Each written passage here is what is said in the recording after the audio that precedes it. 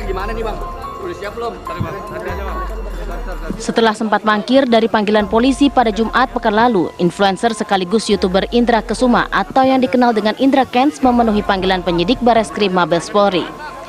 Ia diperiksa sebagai saksi atas laporan sejumlah korban binary option Binomo, aplikasi judi online berkedok trading saham yang dipromosikan dirinya beberapa tahun terakhir. Saat ditanya awak media, Indra Kents memilih bungkam.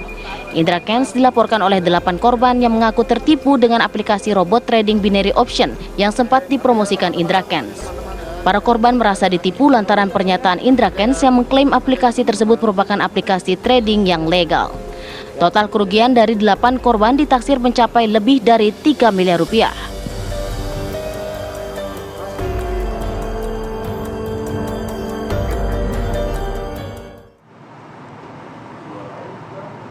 Ya, dan kita langsung berbincang mengenai hal ini ya, karena ini juga menjadi perbincangan begitu ya.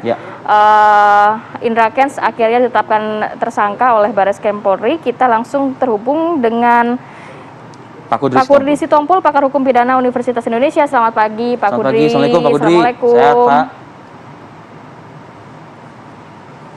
Pak Kudri? Pak Kudri?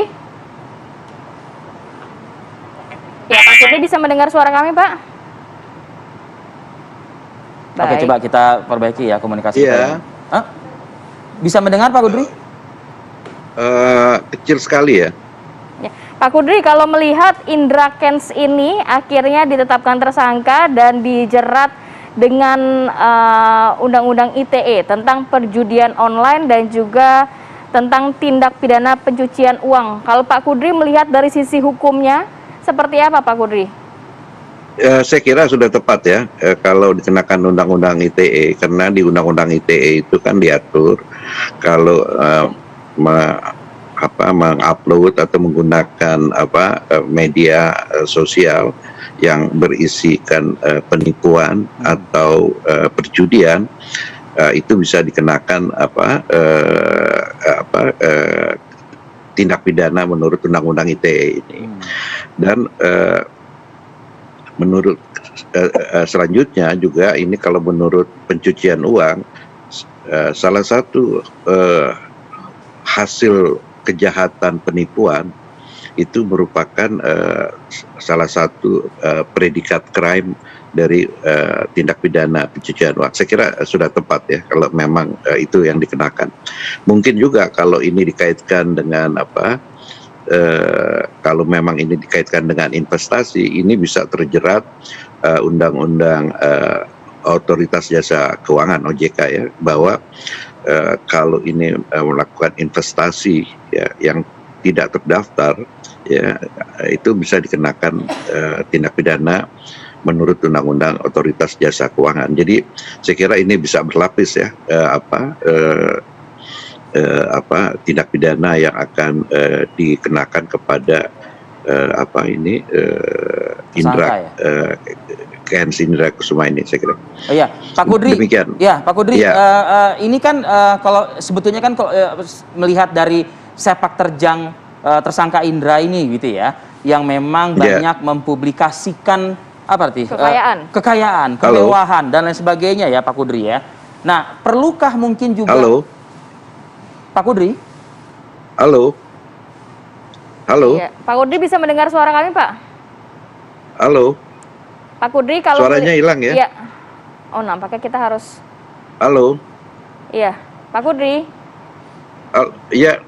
Ya, Pak Kudri, menyambung pertanyaan Arif Fadil tadi dengan postingan media sosial Indra Kesuma yang hedon memamerkan kekayaan, nantinya bisa diambil semua nggak sih Pak harta ini, dalam arti disita, dimiskinkan? Oh iya, bisa ya. Jadi nanti harus dibuktikan bahwa kekayaan saya kira kekayaan atau rekening bank, apapun lah aset dari tersangka ini bisa disita menurut undang-undang tindak pidana pencucian uang. Bisa sekali. Baik. Nah, persoalannya itu apakah nanti pihak yang dirugikan ini bisa menikmati tidak seperti kalau kita mengacu kepada perkaranya apa itu ada apa yang ONH ya, itu apa dulu perjalanan haji Travel, itu. Oh, travel haji dan itu. umroh. Ya, ya, betul. Iya. Ya itu disita, tapi yang menyita itu negara, sehingga korban daripada penipuan perjalanan haji itu tidak menikmati. Nah, jadi berdasarkan pelajaran itu saya kira supaya nanti ya, penegak hukum ya atau penuntut umum maupun hakim kalau nanti dikaitkan dengan tindak pidana pencucian uang, kekayaan si tersangka atau terdakwa nanti itu dikompensasikan kepada pihak-pihak yang dirugikan di dalam transaksi binomo ya, binomo ini. Ya, jadi saya kira ini supaya juga masyarakat yang dirugikan itu bisa setidak-tidak mungkin tidak akan penuh kerugian yang pernah tertipu oleh ini transaksi ini bisa menerimanya gitu ya. Kembalilah Sparks. Oke. Pak Kudri mendengar suara saya Pak ya? Mendengar ya? Dengar walaupun kecil. Ya, oke. Pak Kudri, begini Pak. Ini satu kasus sudah berhasil diungkap. Kita apresiasi kepada jajaran Bareskrim Polri. Tapi kan banyak juga nih yang memamerkan kehedonan. Nah, gitu loh, memamerkan kekayaan berangkat dari investasi yang kurang lebih sama ya, gitu ya, Ti ya. Iya. Nah, perlukah Bareskrim juga bertindak juga cepat begitu, Pak, agar tidak terkesan hanya satu orang saja begitu. Iya, saya kira ini ya supaya bukan hanya menindak cepat itu, tetapi supaya pihak masyarakat itu tidak tertipu gitu kan. Apalagi dalam keadaan keekonomi yang sulit seperti ini. Ya, jadi publik itu mudah terbujuk dengan ajakan-ajakan ya yang seperti ini, yang mudah mudah mendapat uang dan dalam mendapat keuntungan yang besar gitu ya. Tetapi juga begini Bung Arif Fadil ya. Ada juga memang pihak-pihak yang mau menggelapkan hasil uangnya ya. Dia mencuci uang sebenarnya dia di dalam transaksi ini. Jadi mereka itu tidak peduli bahwa mereka rugi nantinya. Yang penting mereka itu ada satu sarana untuk mengaburkan kekayaannya. Dengan itu dia mainnya short time saja gitu. Ya, dia sebentar itu ya, dia karena di dalam investasi ini kan tidak disyaratkan NPWP dan yang penting punya akun digital gitu. Kemudian nanti waktu ditransfernya dia minta ditransfer ke rekening yang memang legal.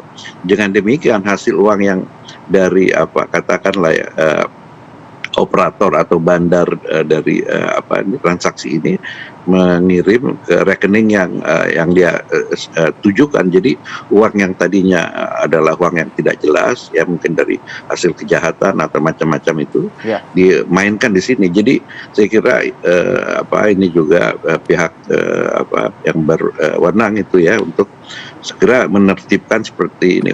Kalaupun ada operator yang legal, itu juga harus diwaspadai. Jangan cara ini sarana untuk mengaburkan uang-uang hasil kejahatan. Gitu, Bung Fadil. Baik, Pak Kudri Sitompul, terima kasih Pak atas penjelasan singkatnya ya Pak ya, atas waktunya juga bersama kami di Apa Kabar Indonesia Pagi. Saya selalu Pak. Ya, ini dengan adanya masalah ini juga menjadi perhatian untuk kita semua. Harap berhati-hati. Kita harus memiliki pengetahuan dulu ya setidaknya, Evi ya. Kemana kita mau menginvestasikan harta kita kan? Benar sekali. Oke, kita jeda dulu sejenak pemirsa. Kami akan kembali saat lagi.